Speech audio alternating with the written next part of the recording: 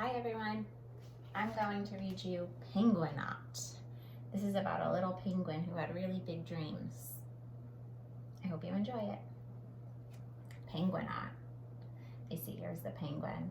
This must be the main character of our story, and it looks like he's in outer space, which is probably why it's called Penguinaut, because when I think of the word penguinaut, I'm also thinking of the word astronaut.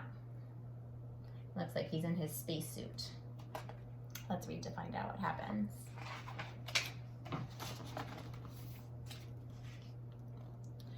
Orville was small. It looks like he's at a zoo right now. And there's a sign that says penguin. This is his habitat where he lives. I see a little sign up here that says elephants, which is telling me he's probably in a zoo right now. His friends were big. If you were able to see this picture, if you can see it, it looks like he's standing amongst one of his friends. Do you know who his friend is? They're big. They're gray. And I see a really long trunk. I'm thinking that it's an elephant. And their adventures were bigger. Orville longed for big adventures too. So he's friends with elephants, he's friends with rhinos, and he's friends with giraffes. Now I see the rhino is hang gliding. That's kind of like an airplane. Not really, it doesn't have a motor, but you hang onto it and you fly off of like cliffs and mountains. And I see a giraffe is scuba diving. This also tells me right now that this is definitely a fiction fake book.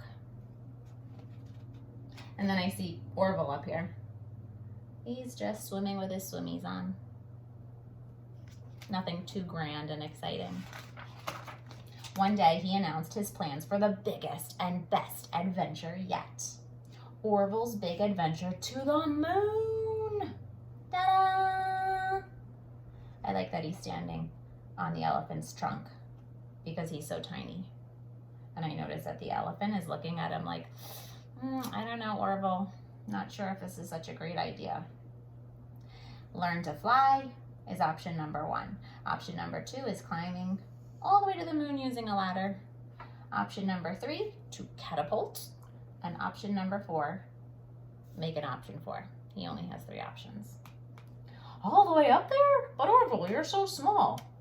Is that a good idea? And the moon is so far away. I can do this myself. Orville flipped out.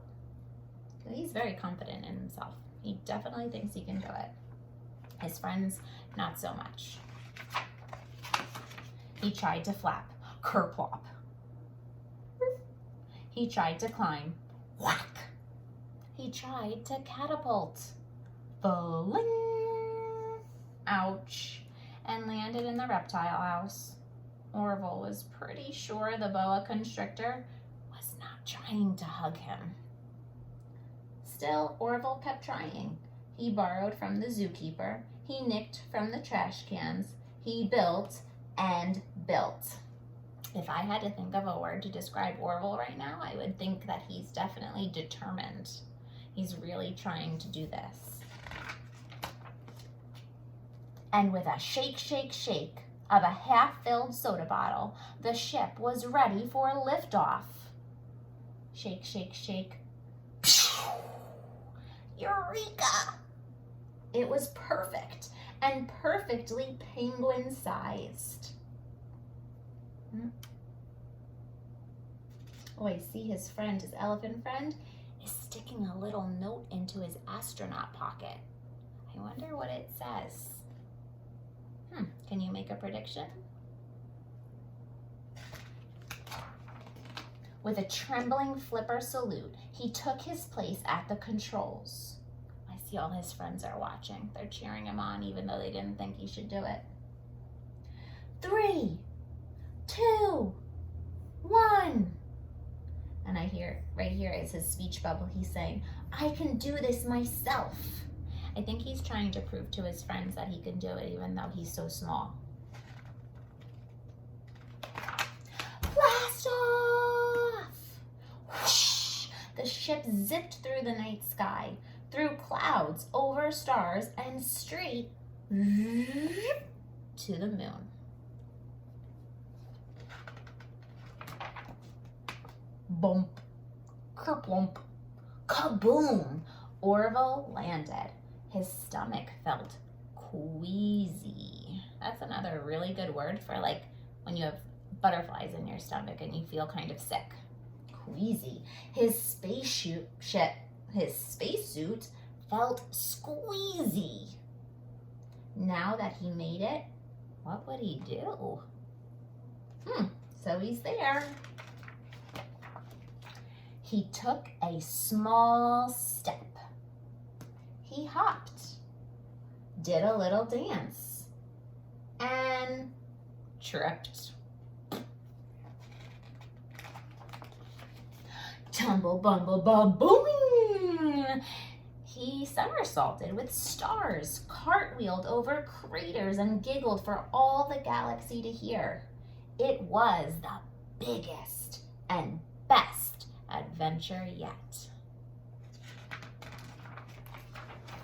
I'm doing it myself, he cheered. But his tiny voice was swallowed up in the starry blackness. Orville stopped. He was all alone. See, he wanted to do this all by himself without his friends, but now he's kind of having second thoughts. He's realizing how small he is in such a big place, and he's feeling a little lonely. I wonder what he'll do. What do you think he's gonna do? His stomach grew queasier. There's that word again, sick. His spacesuit grew squeezier. He shivered, and a note fell out of his pocket. That must be the note that the elephant put in there. Let's read to see what it says. You're our Penguinaut. We know you can do this. That's what good friends are for. He missed his friends, so Orville closed his eyes tightly and imagined they were there. If you look over here, I see pictures in the stars.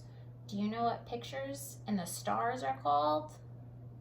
Sometimes we look up and we can see a picture, we can imagine an outline in the stars, and there's a picture there.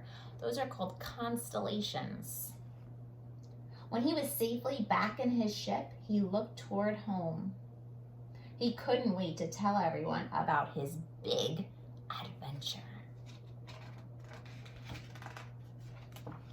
Sure, Orville's friends were big. Now the proud Penguinaut felt big too. So even though he wasn't big in size, he felt big inside because he did such a great, grand thing. Oh, he's landing back on Earth.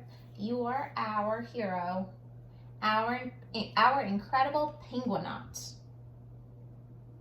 So I'm going to go back and, but best of all, but biggest of all, being together was out of this world. 3, 2, 1. Now they're all on a spaceship together. That's a great book. So this book teaches you about the importance of being determined and following your dreams, not really listening to people who are putting you down, but it's also teaching you to be a good friend and to be there for your other friends. I hope you liked it.